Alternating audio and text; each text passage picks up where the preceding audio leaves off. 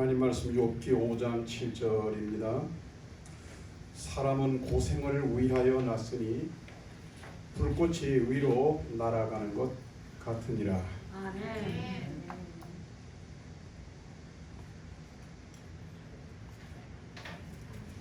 혹시 이분 모르시는 분이 계시나요? 모르시는 분. 뭐 얘기 안 해도 다 아실 거라고 봐요. 이분은 그 생전에 계실 때 서민 음식을 좋아하셨습니다. 그 서민 음식 가운데에서도 특별히 국밥을 좋아하셨다 그래요. 국밥. 그래 이제 물론 경내에 그 요리사들이 이렇게 만들어 드리기도 하지만 아무래도 그 늘 먹는 거니까 외부에서 이렇게 시켜서 배달해서 먹는 거 있잖아요. 외부에서 유명한 시내에서 유명한 이런 음식을 때로는 이렇게 포장해서 이렇게 드셨대요. 그럴 때는 이제 뭐 보통은 경호원들이 그 일을 했다고 합니다. 그래서 이제 경호원들이 유명한 국밥집에 가서 국밥을 이제 포장해 달라 그래가지고 그걸 이제 들고 와서 이제 경내에 들어와서 식당에 들어가서 이렇게 드시고 이렇게 하셨대요. 그래도 이제 늘 같은 국밥이 아니고 조금은 또 이렇게 다 맛있는 집이지만은 더 맛있는 집, 더 유명한 집, 뭐 이러하다가 이제 그 뭐 비서들이나 경호원들이 그 당시에 또 그런 것도 잘해야 되잖아, 그죠? 예. 그래서 한 번은 아주 유명한 국밥집에 이제 경호원들이 가서 국밥 한 그릇을 포장해 달라고. 그러니까 그 주인 할머니, 그 주인 할머니가 뭘 포장해? 여기서 그냥 처먹어.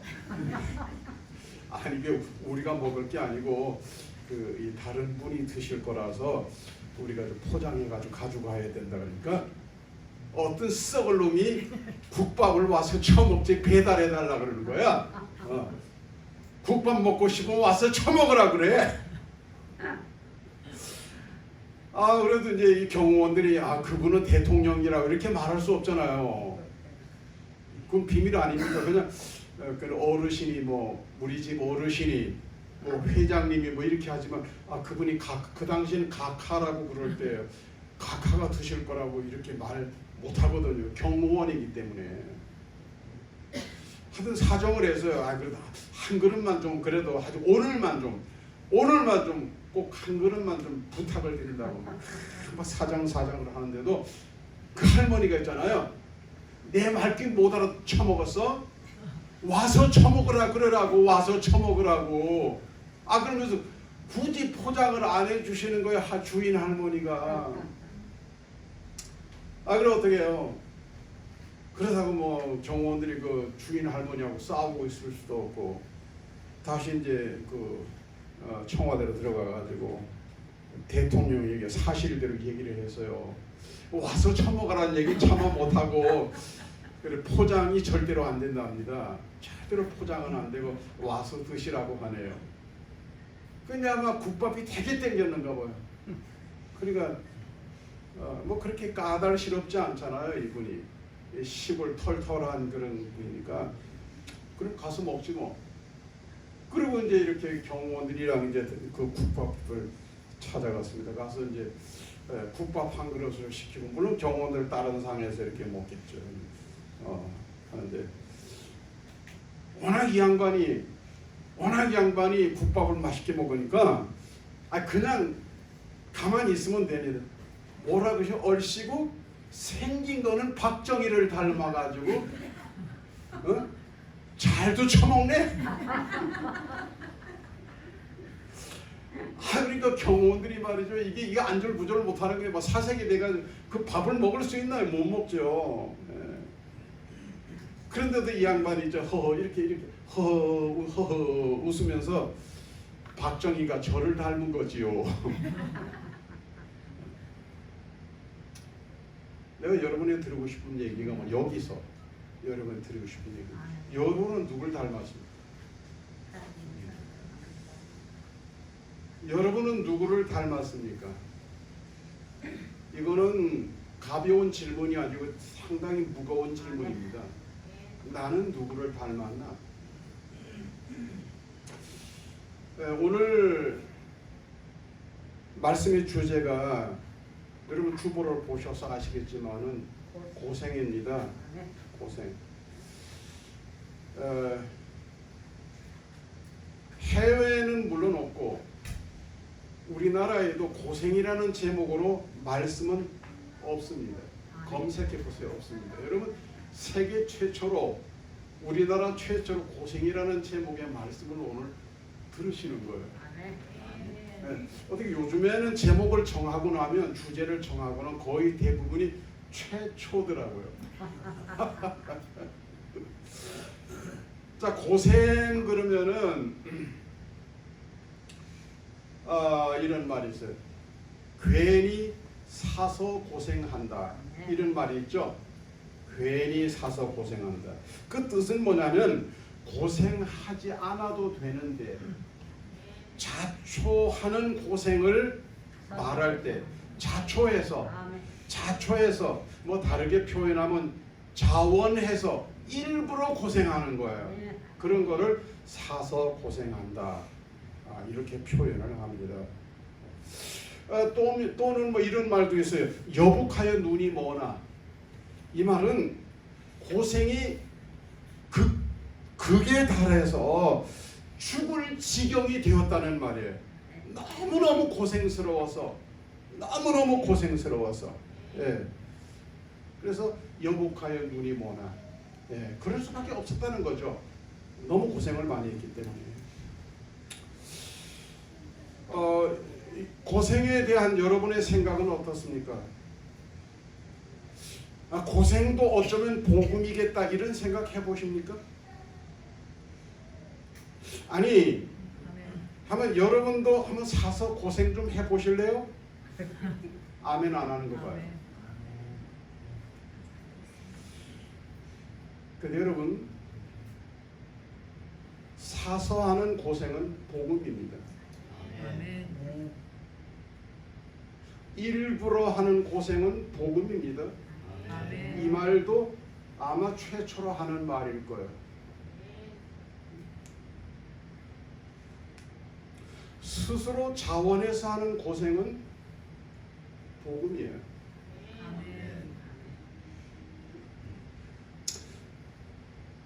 사서 고생 그러면 딱 한 분이 생각나요. 누가 생각납니까? 사서 고생하신 분 누가 생각납니까? 이쯤 되면 탁도 올라야 되는데. 사도 바울이 누구 때문에 고생했어요? 예수님 때문에. 그래서 최초로 역사 속에서 최초로 사서 고생하신 분이 누구냐? 예수님이에요. 조금 이따 바울 얘기하겠습니다. 바울도 예수님 닮으려고 오늘 닮음 얘기했잖아요. 내가 누구 닮았냐고 내가 물었잖아요. 예수님 닮으려고 고생한 거예요. 최초로 사서 고생하시는 분은 예수님이시다. 여북하여 눈이 머나. 그렇게 너무 고생스러웠던 분, 진짜로 그분은 누구냐면 예수님이에요. 그래서 너무 고생이 심해서 죽기까지 하셨잖아요. 그 고생의 결론이 죽음 아니었습니까? 여복하여 눈이 머나. 여복하여 돌아가시겠습니까? 바로 예수님이에요.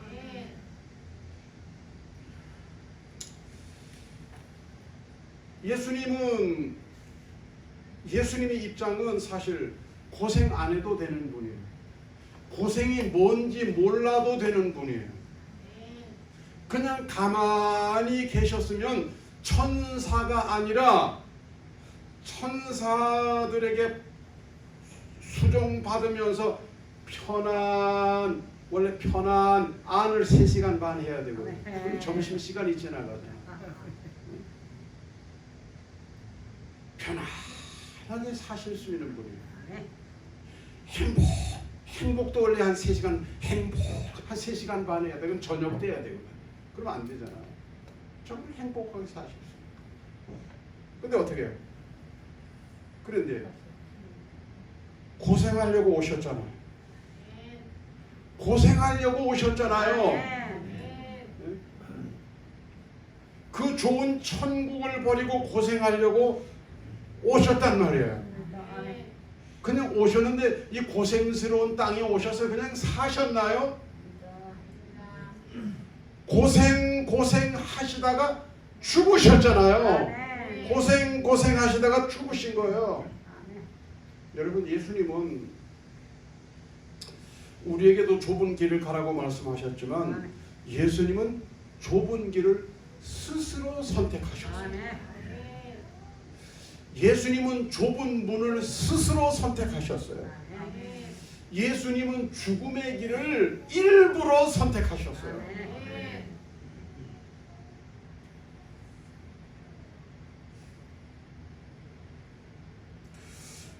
세계적인 영성가 가운데 한 사람, 존 나우엔이라고 하는 사람이 있어요. 아니, 헨리 나우엔. 이분은 하버드 대학의 교수였습니다. 이미 50대 중반에 이 이야기가 시작되는 50대 중반에 아주 세적인 책을 한 40여 권을 이렇게 출간하실 정도로 아주 능력 있는 분이었어요.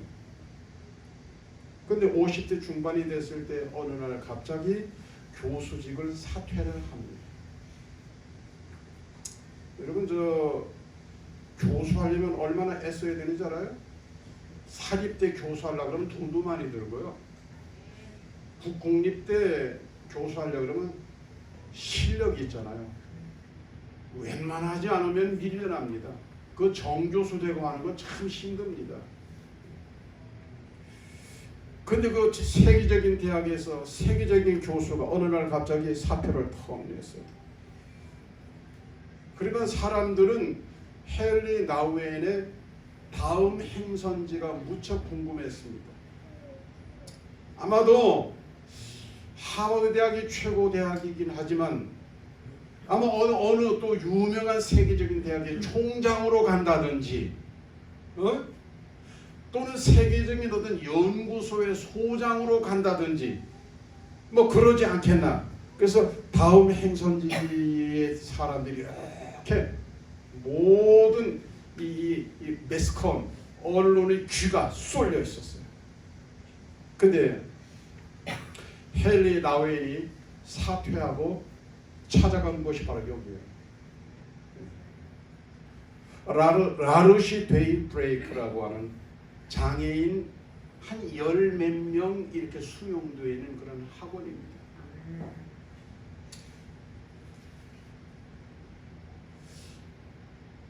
이 라르시 데이브레이크는 누가 설립했냐면 잔 바니엘이라고 하는 분이 설립했어요. 혹시 여러분 이름을 들어보신 적이 있는지 모르겠지만 세계의 영성 가운데 내분입니다. 그러면 잔 바니엘이 헨리 나우엔을 원장으로 이렇게 불렀을까요? 아니면 뭐 무슨 부원장이라든지 이곳 라르시 이곳 공동체를 총책임난 총괄 책임자로 불렀을까요? 아니, 그 장애인이 한 12명 정도 되는 작은 곳이라니까요. 거기서 수용되어 있는 여러 장애인 중에 한 사람을 돌보는 도우미, 장애인 돌보는 도우미로 들어갔습니다. 그러니까 전 세계가 충격을 받았어요. 도대체 특별히 기독교계의 충격이 컸습니다. 어떻게 헨리 나우엔이 라르시 공동체의 원장으로 간 것도 아니고 부원장도 아니고 총책임자도 아니고 그냥 이렇게 장애인 한 사람 돌보는 도우미로 이렇게 어떻게 그렇게 갈 수가 있을까? 너무 충격이 컸어요. 그래서 기자가 찾아가서 물었습니다. 도대체 어떻게 된 일입니까? 한번 설명 좀 해주세요. 그랬더니 헨리 나우엔이 이런 말을 해요. 예수님을 진정으로 이해하려면 그분이 걸었던 좁은 문, 좁은 길을 걸어봐야 합니다. 아멘. 나는 지금까지 머리로만 예수님을 이해했었습니다. 머리로만 성경을 이해했습니다. 이제 장애인들을 도우면서 성경을 이해하고 예수님을 더 깊이 이해하려고 합니다. 예수님을 닮아가기 위해서 그렇게 했다는 거예요. 그리고 50대 중반에 들어가서 헬레나 의회는 라르시 데이 브레이크 학원에서 생애를 마감합니다. 오직 한 가지, 돈도 아니고 예수님을 더 깊이 알고 닮아가기 위해서. 상당히 좀 어려운 얘기고 좀 부담스러운 얘기예요. 우리 예수님은 몸소 고생을 실천하셨다 그랬어요. 자, 근데 예수님처럼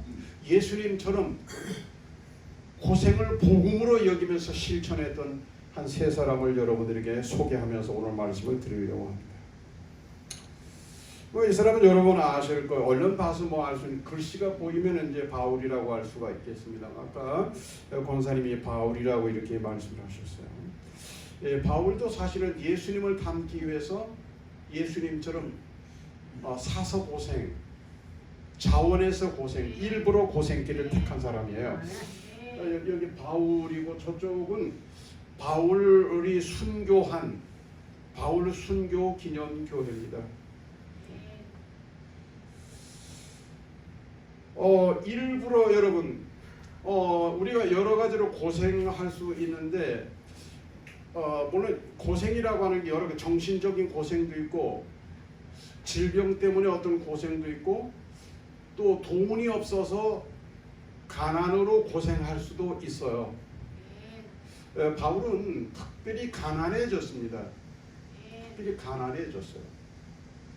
자, 그런데 여러분 바울이 가난하게 살 사람인가에 대해서 한번 설명을 드려볼게요. 빌립보서 3장 5절 6절 말씀에 보면 바울이 자신을 이렇게 소개를 해요. 나는 8일 만에 할례를 받았고 이스라엘 족속이요 베냐민 지파요 히브리인 중에 히브리인이요 율법으로는 바리새인이요 열심으로는 교회를 박해하고 율법의 의로는 흠이 없는 자라 그랬어요. 8일 만에 할례를 받았대요. 8일 만에 할례 받은 것은 대단히 자랑스러운 유대인입니다. 가난하게 살 이유 하나도 없어요. 베냐민 지파라고 그랬어요. 베냐민 지파는 뭐예요? 왕손이에요. 우리나라로 말하면 왕손입니다. 안동으로 말하면 힘꽤나 쓰는 안동 권씨예요. 그 후손이에요. 그래서 권시장 아니면 권시장. 안동은 권시장 아니면 김시장 아니면 김의원 아니면 그렇잖아요, 그죠? 안 돼요. 이가들 쪽도 못 내, 명함도 못 내밀어요. 그저 시의원 정도는 할 수 있고 누가 그러더라고. 목사님 한번 나서 보시면 참 좋을 것 같은데 내가 나가면 시의원 하러 나가겠습니까? 네. 높은 자리에 하겠다는 게 아니에요. 히브리인 중에 히브리인이라고 그랬어요. 아멘. 여러분 바울 당시에도 그렇고 지금은 더 심화됐겠습니다만은 히브리인 중에 히브리는 정말 귀합니다. 아세요? 이스라엘의 고민은 뭐냐면 혈통이에요. 혈통. 그래서 순수 히브리인 혈통을 찾기가 쉽지가 않아요. 그 지금 현재도 있잖아요. 예루살렘에 거주하려고 하면 유태인, 순수 히브리 유태인이 아니면 예루살렘에 거주할 수 없어요. 거주하려고 그러면 세금이 엄청나게 중과세됩니다.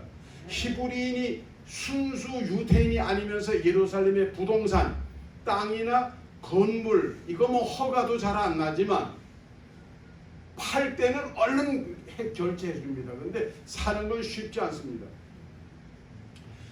워낙 세금이 비싸니까 순수 유태인이 아니면 다 예루살렘 밖으로 나가야 됩니다.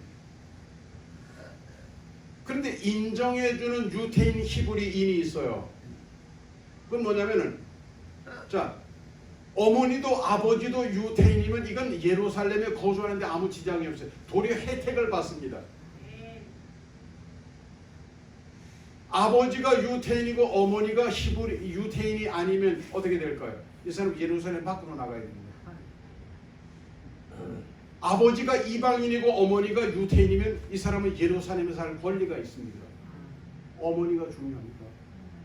이 집사님 어머니가 중요해요. 이거 참. 예? 근데 바울은 뭐요?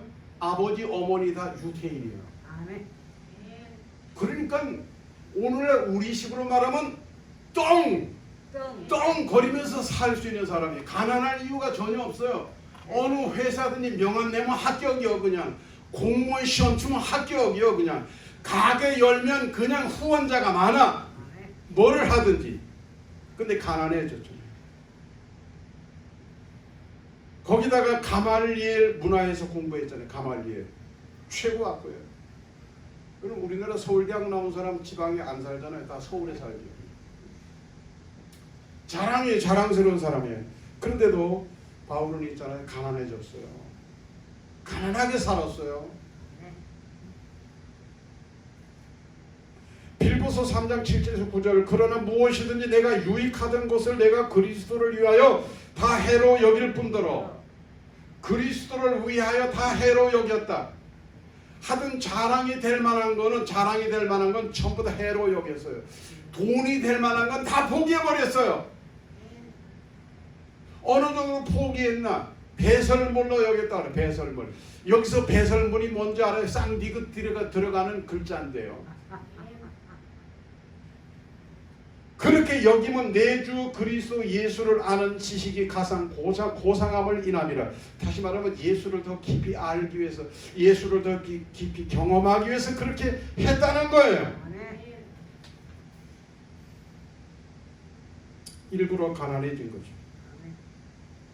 그래서 바울이 전도 사역 다닐 때 바울은 자기량을 했어요. 자기량. 그래서 전도 사역 물론 많은 후원자들이 있었습니다. 많은 후원자들이 있었지만 바울 스스로도 돈을 벌어가면서 전도했어요. 그래서 어떤 일 했죠? 천막 만들거나 수리하는 일을 하면서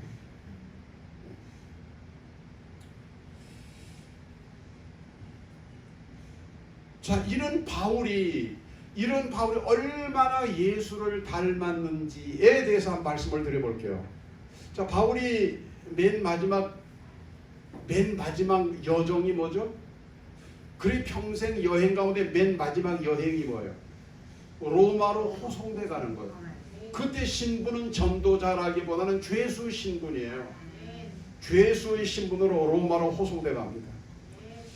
그때 지나가는 바다가 지중해입니다. 지중해. 오늘날에도 지중해는 참 복잡하죠. 그런데 있잖아요. 호송돼 가는 기간 중에 자, 우리 지난 주간에 우리나라에 무슨 태풍이 지나갔죠?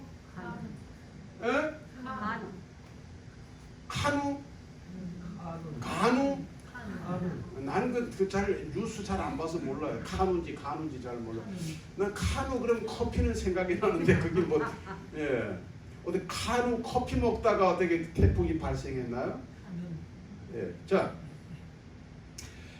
바울이 호송돼 가는 지중해를 통해서 로마로 들어가는 데 있잖아요. 14일 동안 광풍이 불었어요.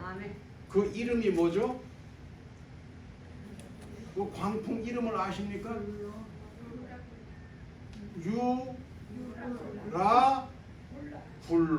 유라굴로 광풍이 불었어요. 14일 동안. 그래서 막 배가 막 깨집니다. 배가 막 뒤집힐 것 같습니다. 그러니까 사람들이 어떻게 해요? 무거운 짐들을 바다로 막 버리죠. 그리고 선원들은 바다로 뛰어내려서 이제 수영해가지고 막 나가려고 그래요. 뭐 그 배 안에 타고 있는 사람들, 승객들 죽든지 말든지 그냥 막 이렇게 수영해서 나가려고 막 이러는 상황이에요. 이런 상황을 우리가 뭐라 그래요? 각자 도생이라 그래요. 각자 도생. 각자 도생이라는 말은 언제 생긴 줄 알아요? 우리나라에서 생겼는데 옛날에 코로나 같은 질병이 생기면 백신이 있어요? 없어요. 치료약이 있어요? 없어요. 의원이 병원이 그렇게 많아요? 없어요. 그러면 나라가 못해줘. 각자 알아서 죽든지 살든지 알아서 살 길 찾는 거예요. 알아서. 이걸 각자 도생이라 그래요. 근데 바울은 뭐합니까? 예수님 닮기 원하는, 예수를 깊이 알아가고 예수님 닮아가기를 원하는 바울은 뭐합니까? 그 상황에서 뭐합니까? 여러분 어려운 상황 만나면 뭐합니까? 고민합니까? 기도합니까? 기도했어요. 기도했어요. 사도행전 21장 22절에서 25절 말씀에 보면 바울이 기도하고 응답을 받아요. 이렇게 응답을 받습니다. 내가 너희를 권하노니 이제는 안심하라. 너희 중 생명에는 아무도 손상이 없겠고 오직 배뿐이리라. 나의 속한 바 곧 나의 섬기는 하나님의 사자가 어젯밤에 내 곁에 서서 말하되 그러므로 여러분이 안심하라. 나는 내게 말씀하신 그대로 되리라고 하나님을 믿노라. 아멘. 예수님 닮았잖아요. 아멘. 예수님 닮았잖아요. 아멘. 14일 동안 태풍이, 유라굴로 태풍이 불어 닥쳤지만 그 상황에서도 한순간도 각자 도생, 내 살 길 찾지 않았어요. 아멘. 하나님을 바라봤어요. 아멘. 하나님을 붙잡았어요. 아멘. 하나님께 기도했어요. 아멘. 하나님의 음성을 들었어요. 아멘. 엘리자벳 엘리웃이라는 사람이 개 훈련소를 방문해서 거기서 놀라운 사실을 발견하게 됩니다. 훈련된 개와 훈련되지 않은 잡견이 어떤 차이가 있는지를 발견하게 돼요. 자, 개 49마리를 이렇게 훈련장에다 풀어놨어요. 그리고 사람들은 한 100여 명 그 안에 막 들어가게 했습니다. 그러니까 뭐 사람들이 이런 소리하고 뭐 개들도 막 지저대고 막 이렇게 하는 게 있잖아요. 훈련된 개는 그 100명이나 되는 사람들 가운데서 자기 주인의 목소리를 어련하고 자기 주인에게로 막 달려가는 거예요. 아멘. 근데 훈련되지 않은 개는 있잖아요. 두리번 하다가 다른 똥개가 뛰가니까 똥개 꽁물이 막 뛰가는 거예요. 그거 가다가 그 개가 주인 앞에 가니까 아닌가 싶어가지고 또 다른 데로 막 뛰가는 거예요. 우왕좌왕 하는 거예요. 아멘. 여러분 어떤 상황을 만났을 때 우왕좌왕 합니까? 주님께로 달려갑니다. 아멘. 아멘.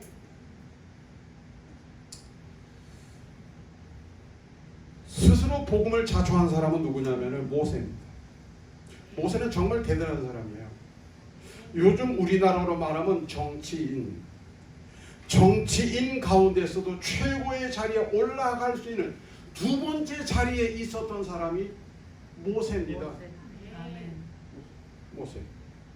요거는 유라굴로 얘기 때 나와야 되는 건데요. 얘가 모세입니다. 얘. 아멘.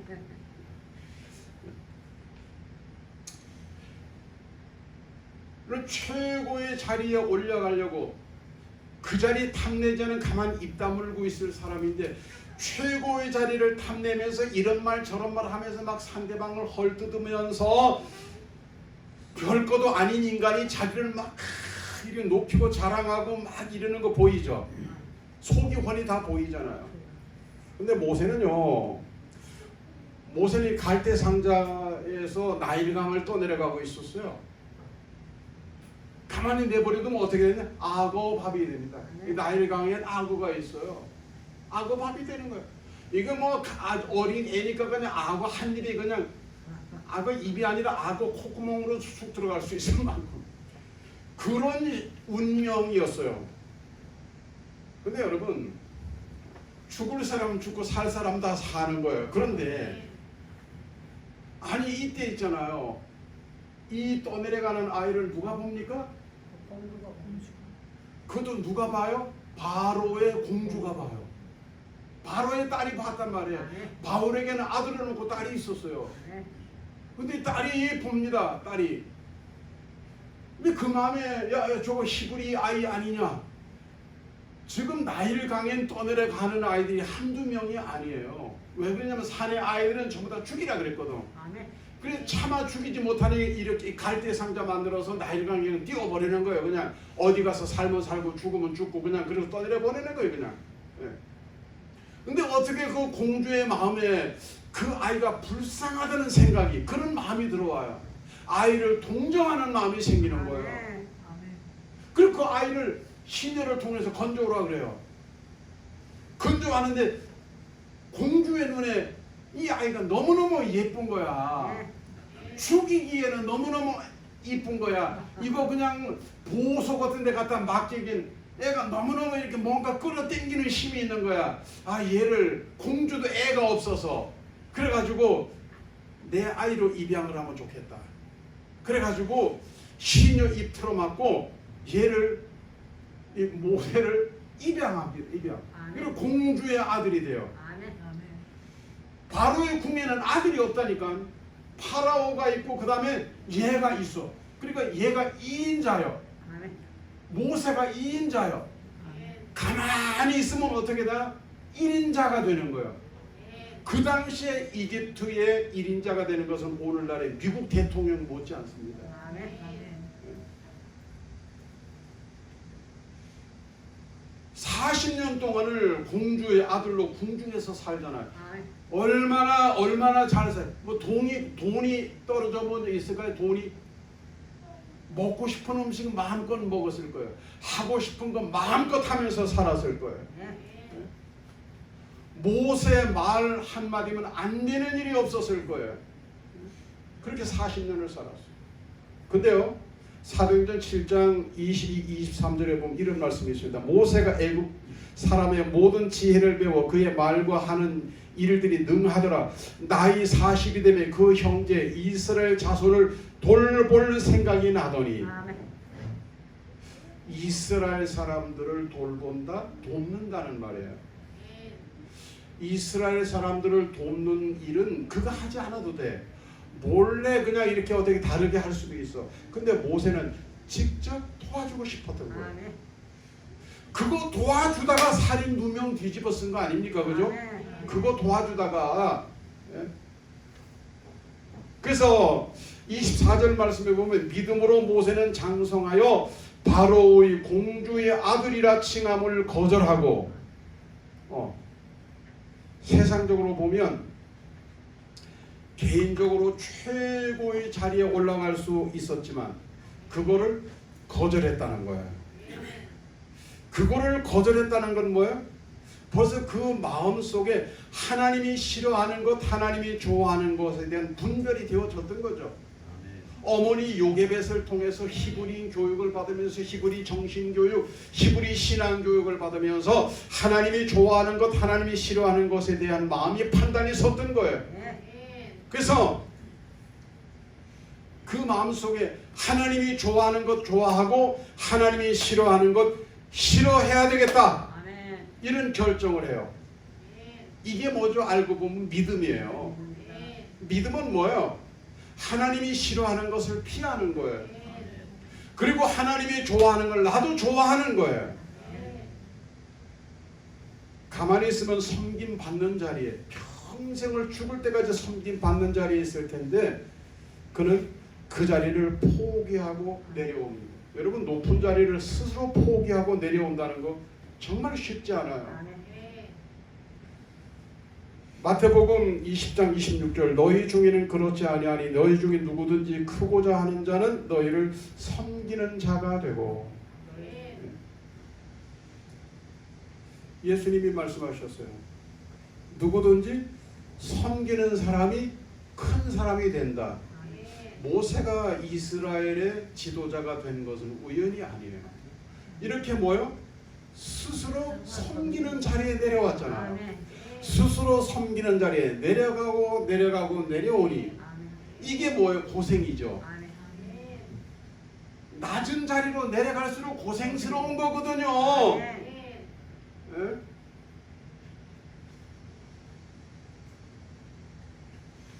여러분, 낮은 자리에 내려간 사람은 일도 험한 일을 하게 되잖아요. 높은 자리에 있는 사람은 사무실에 가만히 앉아가지고 그냥 돈도 많이 받고 낮은 자리에 있는 사람들이 이렇게 땀 흘리면서 수고하잖아요. 아멘. 우리 그거 알잖아요. 그럼 어느 게 더 좋은 거냐? 모세는 스스로 땀 흘리는 자리로 내려갔다니까. 아멘. 스스로 고생하는 자리로 내려갔다니까요. 아멘. 이거 인간적으로 내려가는 거 정말 쉽지 않습니다. 인간적으로 스스로 고생하는 자리를 선택한다고 하는 거 쉽지 않습니다. 이게 복음입니다. 아멘.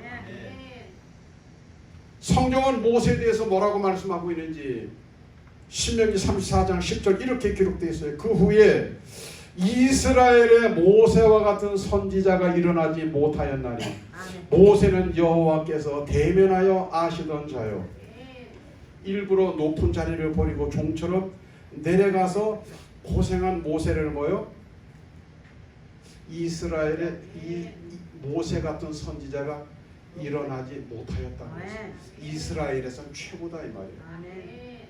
그리고 사람이 대면하는 것이 아니라 하나님이 직접 모세를 대면하셨다는 거예요. 아멘. 은혜 받았잖아요. 아멘. 모세의 고생은 이런 은혜를 받은 거예요. 아멘.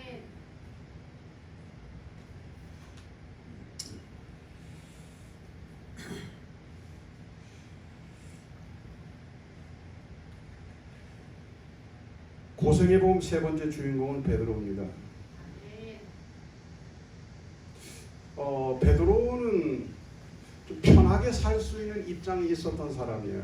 뭐 정치적으로 모세처럼 바울처럼 학문적으로 뭐 이렇게 탁월하진 않았어요. 그렇지만 우리가 아는 베드로는 갈릴리 해변에서 이미 터 잡고 있었거든요. 예? 조상 대대로 갈릴리 바닷가에서 어부로서 터 잡고 생계를 이어가고 있었어요. 그리고 이미 안정된 가정을 가지고 있었어요. 우리 잘 알지 않습니까? 캐톨릭에서는 베드로가 총각이라고 말을 하지만, 예? 근데 총각에 무슨 장모님이 있어요? 예?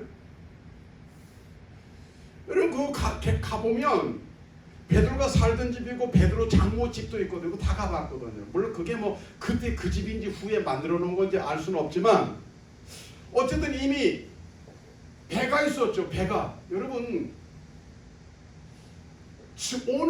오늘날도 바닷가에서 자기 배를 가지고 있는 사람은 진짜예요. 나름 안정된 생활을 할 수 있는 사람이에요. 아멘.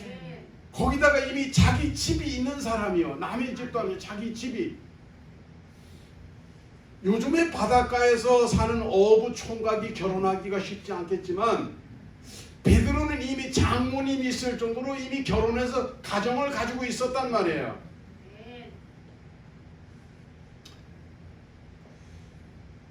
그날도 고기 한 마리 잡지 못했잖아요. 밤새도록 그물을 내리지만 고기를 못 잡았어요.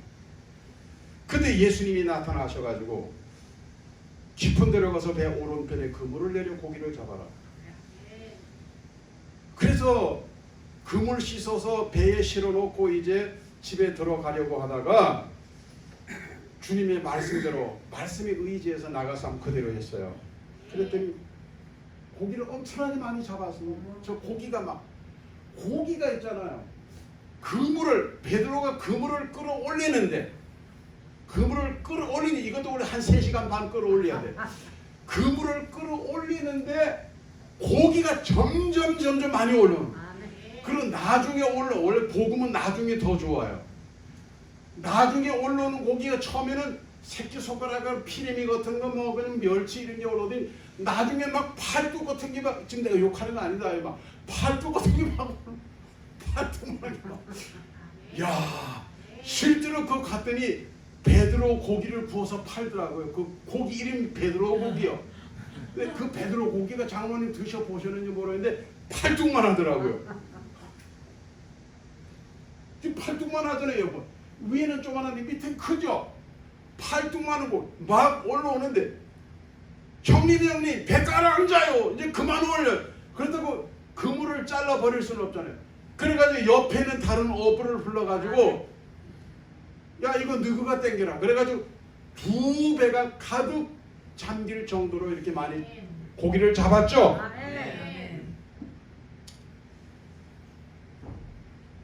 예수님께서 한 말씀 하시잖아요. 이제부터 나를 따라. 이제 후로 너를 이렇게 고기 안 잡고 사람 낚는 어부가 되리라. 아멘. 예수님 말씀이 딱 떨어지니까 이 사람이 지금 거꾸로 달린 십자가에 거꾸로 달린 이 사람이 뭐라고 말합니까? 배와 그물과 고기를 다 버리고, 배와 그물과 고기를 다 버리고 예수님을 따라갑니다. 아멘. 아멘. 오늘날 지금 바닷가에 와서 나를 따르라. 그럼 배와 그물을 버려두고 고기까지 다 버려두고 따를 인간이 어디에 있을까요? 이거 쉬워요, 어려워요? 어렵습니다. 심지어 맨날 예수님 따라다니니까 집에는 없어. 아멘. 한번 생각해봐요. 아니 집사님이 맨날 예수님만 따라다니고 맨날 예수님 따라다니고 집에 아예 들어올 생각도 안 해. 그런 부인 집사님이 편하겠냐고. 아멘요. 근데 베드로는 그렇게 했다니까요. 편안한 생활을 버리고 뭐예요? 일부러 고생스러운 생활을 선택했어요. 근데 그게 복음이야. 그게 예수님 닮는 거라니까요. 아멘. 그게 예수의 길이라니까요. 아멘. 그게 예수님을 알아가는 길이라니까요. 아멘. 그게 좁은 길이고 그게 좁은 문이에요. 아멘.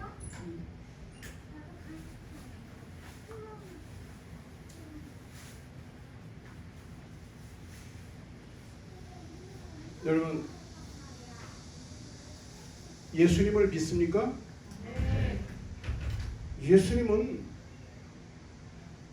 사서 고생하신 분이에요. 나는 인간적으로는 여러분 제발 아멘 안 해줬으면 싶어. 난 우리 교인들 고생하는 거 못 보겠어요.